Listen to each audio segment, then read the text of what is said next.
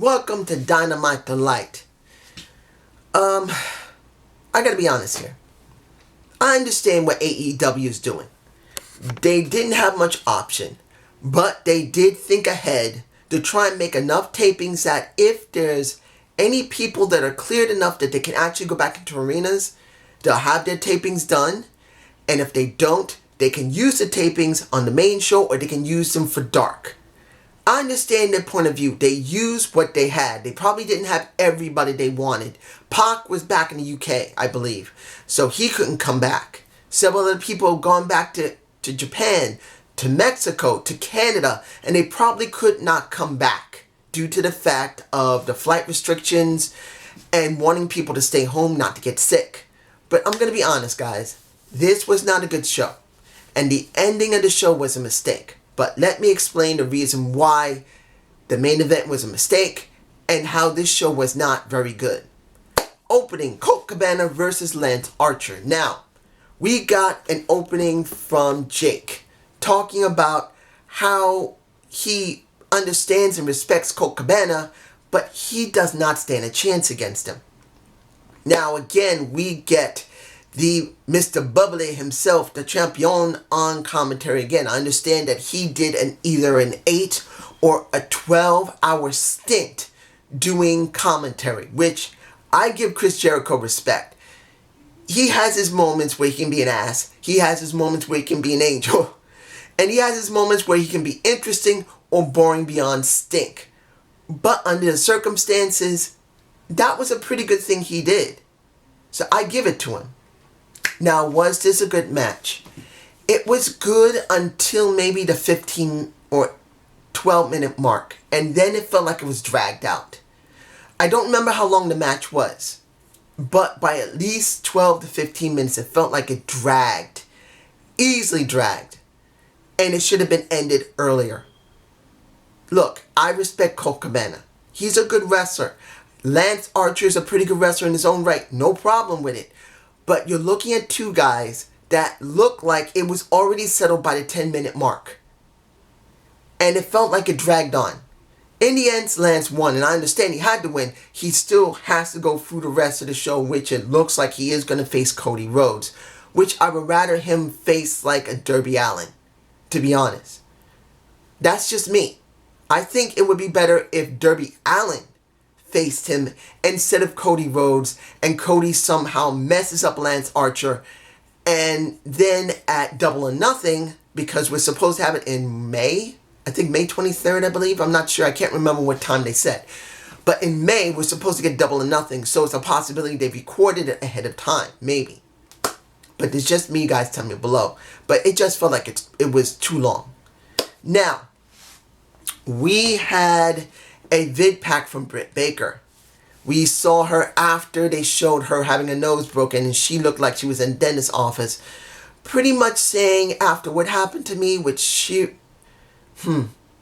I'll give it to you like this. When it came to this vid pack and the match itself, it flowed pretty well. The vid pack and the promo that she did in the vid pack, pretty much saying Sheeta breaking her nose did not stop her from doing what she was going to do, and that's going to show that she's a dominant force in the women's division, was fine.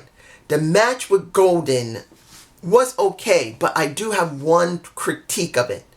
It wasn't that Golden wasn't good. I think Castella, I'm sure I'm pronouncing her name wrong, because this is her debut on Golden. I mean, not Golden. I think I'm botching here is because, one, Having Britt Baker face Cheetah before going in the ring was wrong. It should have been at the end when she faced her after she beat Golden.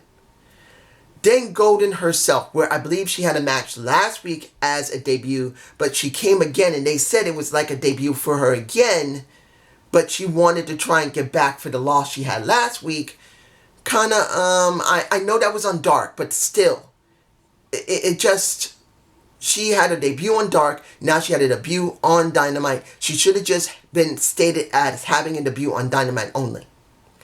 Then seeing that Golden almost got her teeth knocked out, or did get her teeth knocked out, because as you see in my face, you saw Britt Baker put her mouth on the ring, on those ropes, which we know is steel, wrapped in tape.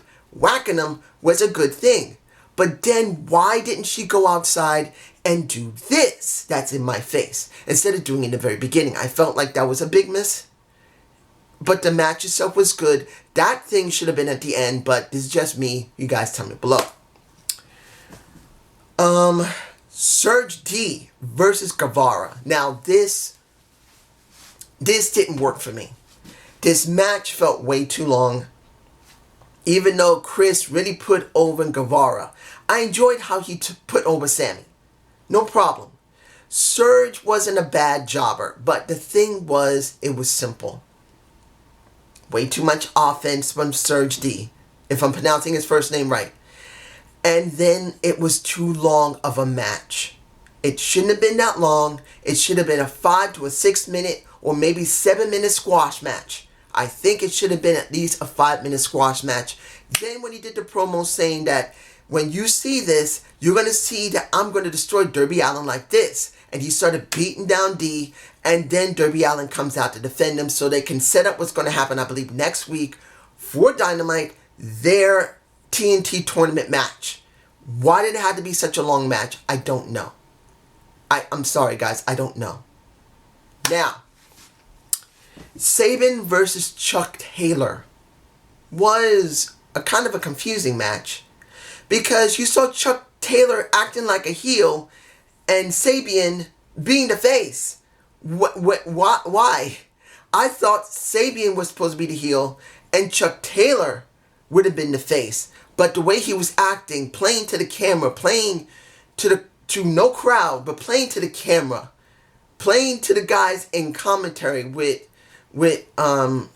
why? And then you see, seeing Jimmy Havoc cheering and rooting for Sabian, who's his friend, makes you think, why would you do that? Yes, he's his friend, but don't you think he should be a heel first? And when Chuck Taylor came out, he should have just tried to attack him instead of just looking at him. He should have went at him and just attacked him. That is a heel move. But they showed Jimmy Havoc cheering for Sabian. And even though you got Penelope Forbes kicking a this felt disjointed to me.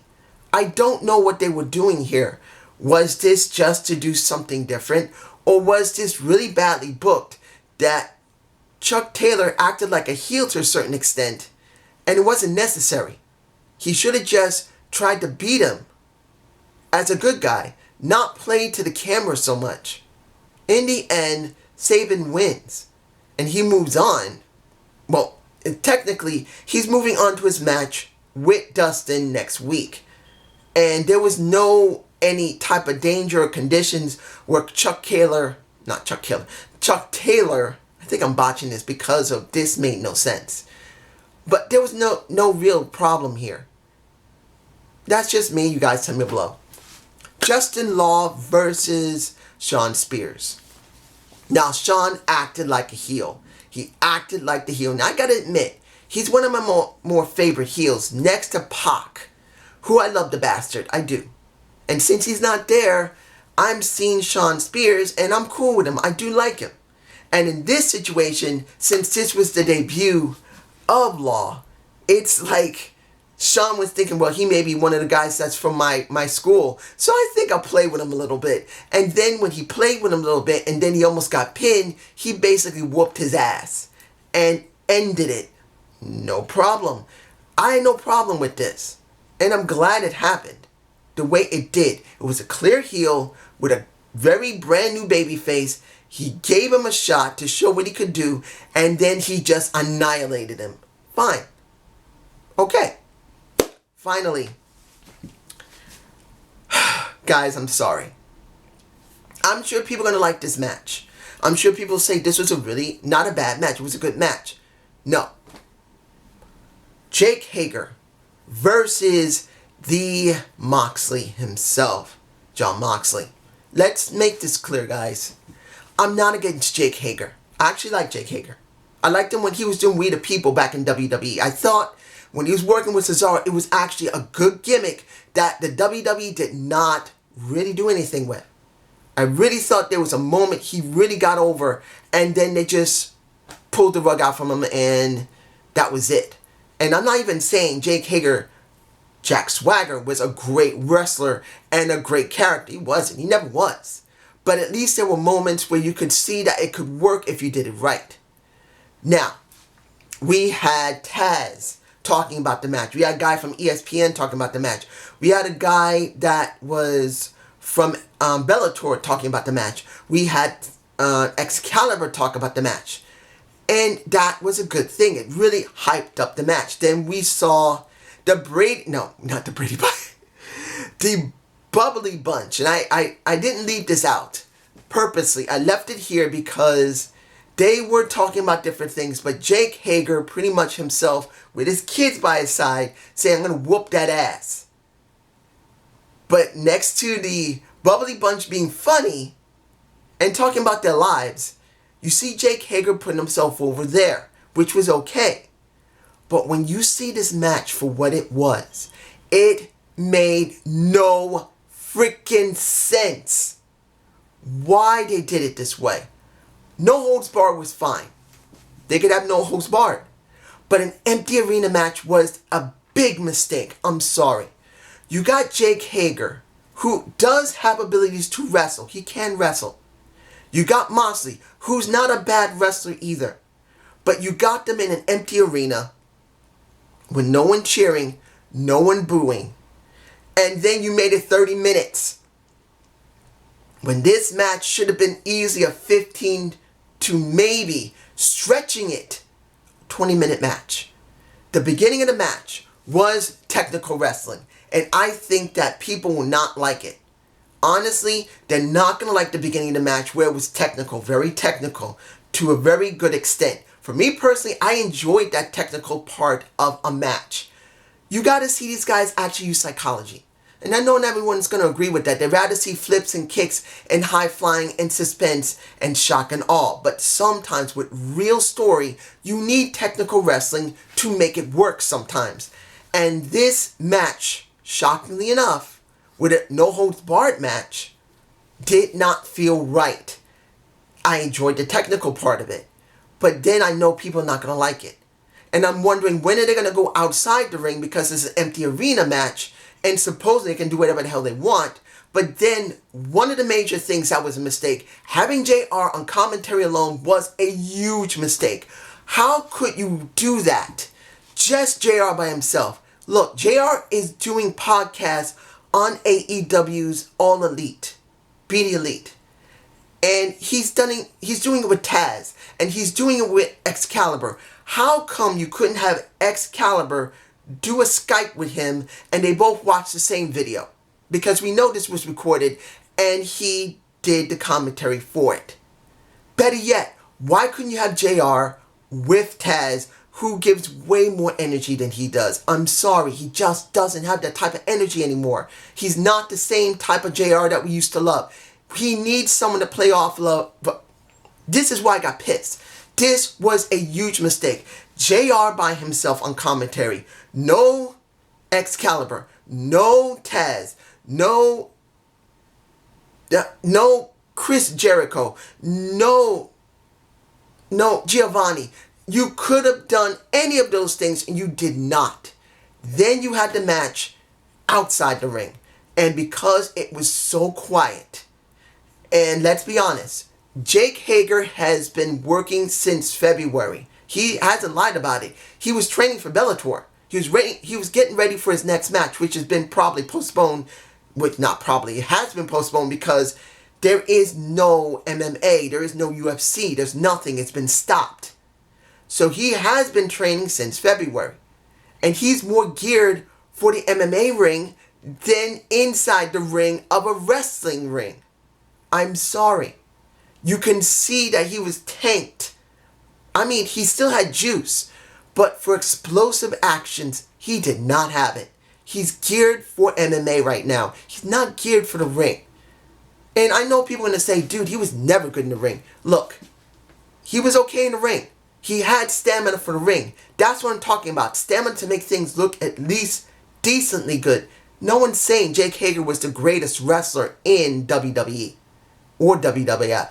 He wasn't. He was an average to sometimes above average wrestler. Then you got Moxley, who was doing fine. But let's be honest, he needed a crowd to play off of. As much as Hager needed energy, he needed more better stamina to at least make his explosive movements better. You got Moxley, who needed people out there. So they needed the heels and faces there. They needed the wrestlers there to make this better. And they didn't have it. So this match went pretty much nearly over 25 minutes, going near 30, was not good. In the end, Moxley won, which I wasn't surprised. They're not going to make him drop it. Maybe by Double or Nothing they will. But when he said after the match, I am AEW. This is for you. No one's taking this from me. We are AEW. In those general words. I'm thinking, okay, now what? Who's coming out? Is it going to be Chris? Is it going to be someone from the Inner Circle? Will Brody Lee come out? Someone needed to come out and mess with him for next week so he'll have something to do. Nope. He just said his piece and then they faded to black.